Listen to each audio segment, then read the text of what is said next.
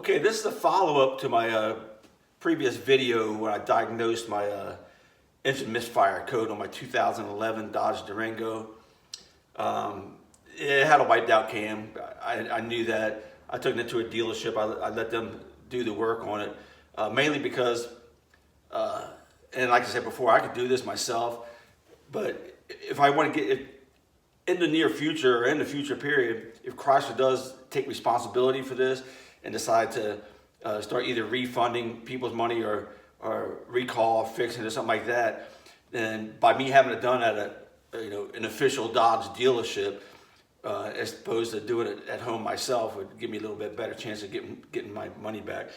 Although I could have done it myself and saved myself quite a bit of labor. But let me grab this camera. I'm going to show you this cam and how sorry it looks. It's just sad. It's just sad how bad this thing looks. And, for the low mileage on this vehicle, it just doesn't make any sense. All right, there's a copy of the invoice. There's a mileage there. You can see the odometer 81,418. That's low miles. That's super low miles. $4,739.54. That's what they got me for the repair job. Again, I could have done this job myself, but I thought it was a smarter way if I have any chance at all, maybe trying to get some of my money back later. And there's the cam. So let's see. Here's the bad roller. You can see that. See that flat spot on there? That is pretty sad. And then, of course, the lobe on the cam. This thing is totally shot. But that's not the only thing. This whole cam is bad. You don't see stuff like this on a cam. That's scarring. You don't see on the camshaft. I've had cams out of vehicles with the standard flat tappet rollers or lifters in them. It had tons of miles on there, and they never had any scarring like that on the cam. I don't think these rollers. I mean, look at that. Look at a hunk missing out of that one. Where's that floating around at in my engine somewhere? I guess, huh? Got another one over here. It's like that.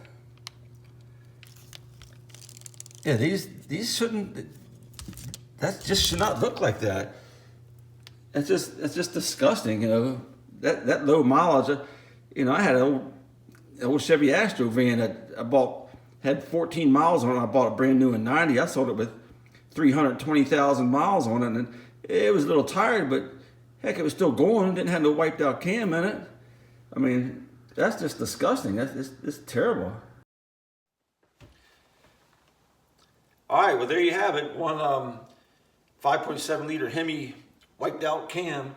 I do really hope I get some kind of response back from Chrysler on this. For one thing, I'd like to know did they figure out what's wrong and they actually fixed it on the newer vehicles?